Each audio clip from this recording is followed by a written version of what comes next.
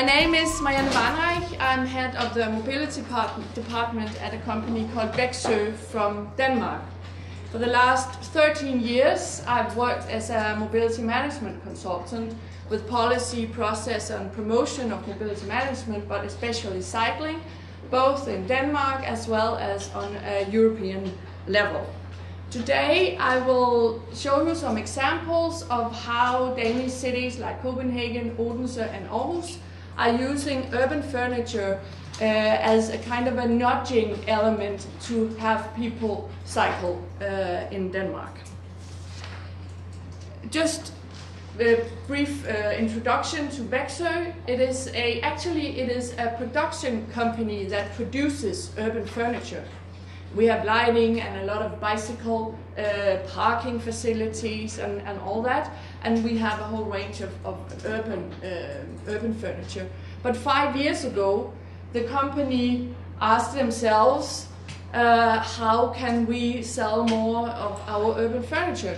And why not have a mobility department with consultants who will help cities have more people walk and use the bicycles, because then there will be more demand for our products, for people who walk, for pedestrians and for cyclists. So that's why the company is a combination of producing urban furniture and my department, where we work as consultants. So I don't sell the products, I'm the consultant, but I'm part of a production company. Växjö is also co-founder of an organization called Cycling Embassy of Denmark. Maybe you've heard of it, but I'll just briefly explain. It's an organization that consists of Danish cycling cities, Danish private companies like Växjö that works with cycling, and a lot of NGOs that works with cycling. We have the Danish Cancer Society, we have the Danish Cyclists Federation. We have all these different people in Denmark that share one common goal. We want to promote cycling, and we want to promote the Danish know-how that we have and share that with the world. I'm vice chairman, and our chairman, Troels Andersen, is sitting right there, and he will be speaking tomorrow. So there will be more about cycling in Denmark. But there's a lot of knowledge on this website, cycling, embassy.dk, filled with information about how to promote cycling and Danish examples. Växjö is also part of the CHAIR project. It's another European cycling project. We will have our project meeting starting this afternoon, and we will join the Mobile 2020 conference tomorrow. It's 7 European cities. They are very different when it comes to cycling, but they are all national champions within cycling. We have from Groningen in Holland with 50% modal split of cycling to Kaunas in Lithuania with 4%. But they all share the same thing. They are national cycling champions. And they are working together to learn from each other and, of course, to within their own ambition to become even better cycling cities. We've developed a so-called performance analysis tool, and if some of you are from cities and you are working with cycling, maybe you could check out this tool. It's a tool that can be used to kind of map your baseline. Where are you, your starting point, and then help you improve as a cycling city.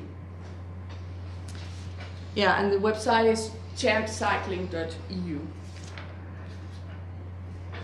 I will be talking about cycling in Denmark, and just a lot of you probably don't know anything about cycling in Denmark, so a few facts. 90% of all trips are done by bicycle in Denmark. That's lower than in Holland, in the Netherlands. 24% of all trips under 5 kilometers are done by bicycle on average in the whole country. It varies a lot from the different cities. In Copenhagen, it's about 30%, Odense about 25%, Aarhus about 20% of all trips done by bicycle. So it varies depending on the cities in Denmark. 36% of all adults in Denmark use a bicycle to go to work, and about 45% of children use a bicycle to go to school. And to many of you, that may sound like really amazing, fantastic numbers, but actually in a Danish context, they have been even better. We have seen a decrease in the use of bicycles during the last 20 years in Denmark. So we are not just, we cannot rest on our leaves and just be happy with the way things are. We really have to keep promoting cycling in Denmark as well to have our high level of cycling. And it is, many of you come from a totally different situation, and it is possible to create a cycling city because we managed to create car-oriented cities. Cities weren't usually 30, 40 years, 50 years ago, were not car-oriented city. We planned them, so we can also reverse that and now plan cycling cities. It's something that can be done. It's not something that will magically happen, but it can be done.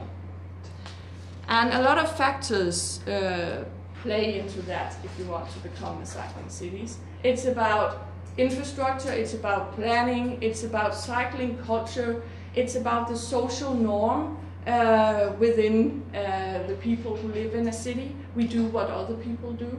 It's about individual attitudes and behaviors and habits.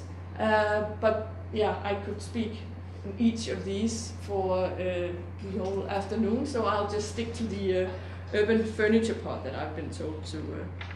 You can use urban furniture to kind of nudge people into cycling. Nudging is this new thing, the new black, because there's been a lot of debate on how you should get people to do the right thing, the healthy thing, the right thing, the green thing, and not take away their individual freedom. And by using nudging, it becomes a natural thing to do because it's easier and it's attractive and it's just there in front of you. So you do it without thinking about it and without feeling that you've been kind of banged in the head and said, you have to do this. So one of the basic needs is bicycle parking, because every bicycle trip ends with a parked bicycle. So cities who want to have more cyclists have to facilitate bicycle parking. Otherwise, it becomes a problem for pedestrians and they are just kind of filling up the city. But it's also a signal that as a cyclist, you're not welcome and your bike is not welcome. So you have to provide good bicycle parking facilities. And we've done it for cars. We took away parks and everything to fill them with cars because the car drivers needed car parking. Let's do the same for the cyclists. And place the bicycle parking facilities at all the important destinations. Don't place them where you want the cyclist to park. Place them where it's the natural and easy and attractive thing to do as a cyclist, because they will do that anyway. And use different solutions to different types of locations.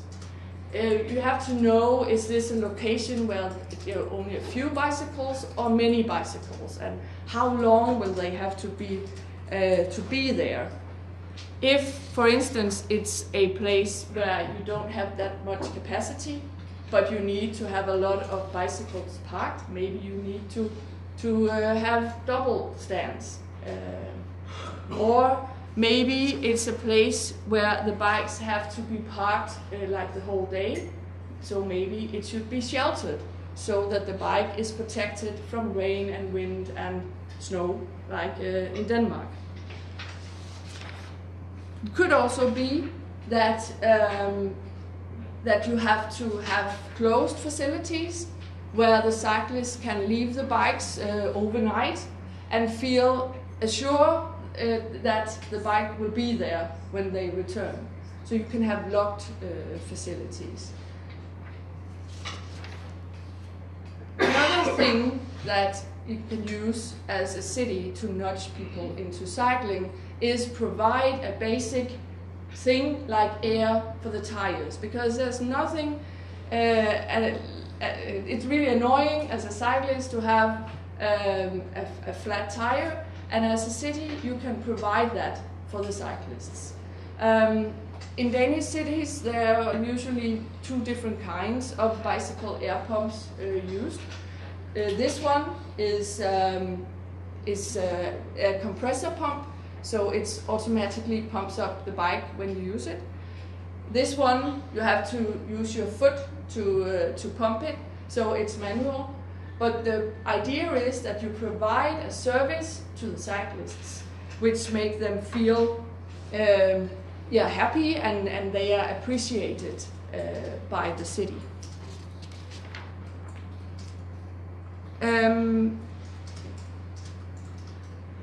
These urban furnitures, they also can be used to brand your city as a cycling city. And one of the tools that really embodies branding yourself as a cycling city is the cyclist counters. You may have seen them in cities all over Europe, and now they also have them in the States. It was invented in Odense over 10 years ago, and it's like this counter that is put up, and what it does is it counts the cyclists, and it shows the cyclists that they are being counted. And by doing that, you send us a political message to the cyclists that they count. And so it's a marketing tool, but at the same time, the city gets in return a lot of data about the cyclists. How many, what time of day are they passing this point? But the whole idea of this is to market cycling. Car drivers also see that. And the city of Copenhagen just did a study where they asked cyclists if they actually had something out of these counters, and they responded, yes, we feel appreciated, and it's fun to pass and see that, like on Dronning Louise's Bro in Copenhagen, you have about 35,000 cyclists each day. So it's fun to be like number 25,000. You're part of a movement, so you're part of something. You're not alone if it rains. And in Denmark, the cities have counters in different shapes and forms. And yes, they also work in wintertime. This is a picture from Copenhagen with the counter. And yes, we ride bikes in Denmark even in wintertime. 70% of the cyclists, they keep on cycling even in the snow, because that's what you do. If you wake up and there's snow, you have to decide to do something else and what to do. So of course you take your bike. It's what you do.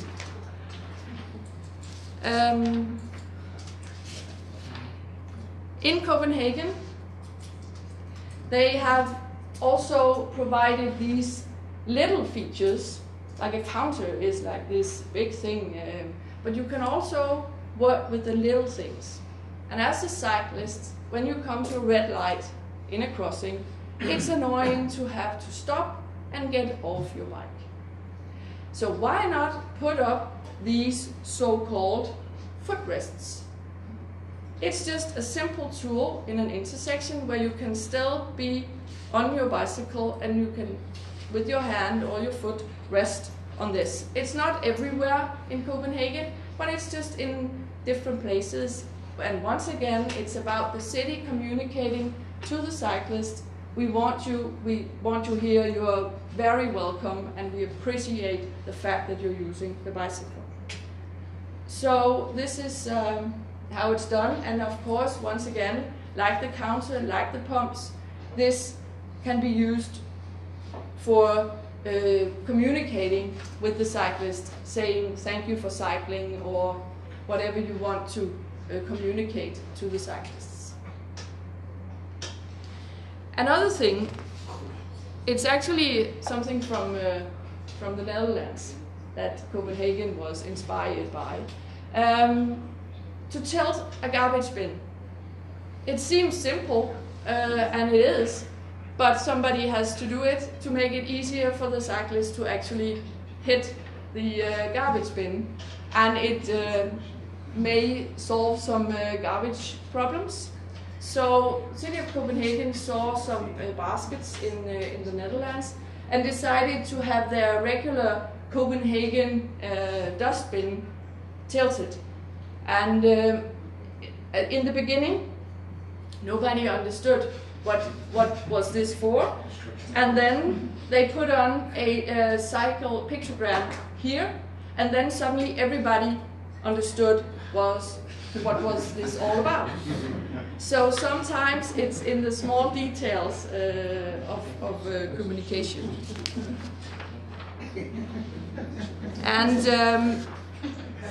the Copenhagen bin is a Vexø product, but we've worked now with the city of Aarhus and the architects from the city of Aarhus.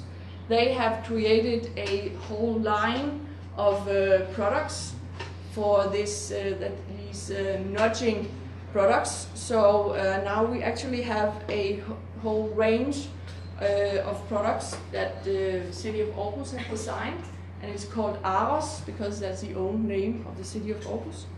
And we have in the series now the counters, the pumps, and the footrests, and the bin. So you can actually have in a designer way these products for the cyclists. And that's another thing. It's about providing high quality products for the cyclists. They're not second-rate people of the city, because there's a lot of cool features for car drivers in a city, signs for where to park and if it's free or not free and all kinds of things. And then in some cities, what's left for the cyclists are like, we don't need to spend that much money on those cyclists. But actually, if you really want to have cyclists feel proud and have more cyclists, you have to also show that cycling is not second-rate to car driving. It's in the details. Yes, I think I managed to keep the time. Okay. Thank you very much.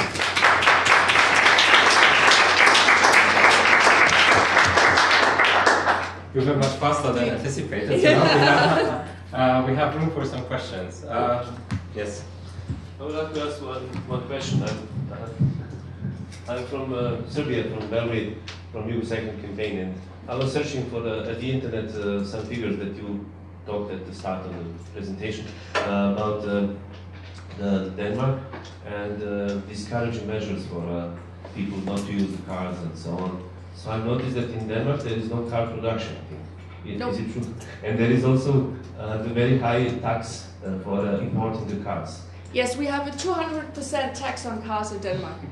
But that doesn't mean we don't have cars. A lot of and a lot of Danes have 2 cars even, but we spend a lot of money on the cars. Okay. Yes, I have a question. I have a question regarding those cycling counters. Are they expensive to install? Because this is something which I think would be very necessary even for the cities that just want to start a cycling campaign, because you need to get a picture of how many people actually cycle and where and what times of day, and those counters are perfect for that. But of course the city officials, they always say, oh, but this is a fancy high-tech gadget, it's expensive, we cannot afford it. But really, are they expensive? Can you give a figure or not? Yes, I can, but of course everything is relative. What is expensive? What is expensive when you talk about car infrastructure? Millions for car infrastructure, parking space for cars is very expensive. That land is very expensive. You can have counters for about 15, 12, 10, 12, 15,000 euros. And then for you one for- thing. Or for one thing, yes, and then you have to install it. But you can do that's the Vexu kind. There are different models, but I think everything has to come in perspective. Everybody, when it comes to cycling, politicians say that's expensive, but try compare it with what is spent on the car drivers. And of course, the counter is it has to be viewed as a marketing tool, and of course it provides data, but the marketing part is very important. Okay. And a lot of politicians like to cut a red ribbon and have their photo taken. Where does this collected data go? So you place the counter at one street cross, and it's connected to some system, Yes. and can you move it and check another place, or fixed is fixed? These counters, you can have counters that you can move around, but they don't show the numbers. There, the data just goes into a server that you can access. And the same for these counters. We cooperate with EcoCounter. It's a French accounting company that are experts in counting system, and all the data goes to a server that the planners can then access and just pull out all the data that is needed and compare with other cities that have counters. Do you have problems with vandalism with these counters? Of course, there will be some graffiti on them, but I think in Denmark vandalism is quite low. It depends on the city, but we have some service agreements with some of our clients. But I live in Aarhus, and there are 15 counters, and I've never seen a counter been knocked over or something, but of course some graffiti and then it's removed. What would you say towards the Odense? Well, it depends. If you maintain it well, you won't have any vandalism, but if you let it go, if you let it stay out for it, you can have some vandalism. Okay. Any other question from the audience at this point?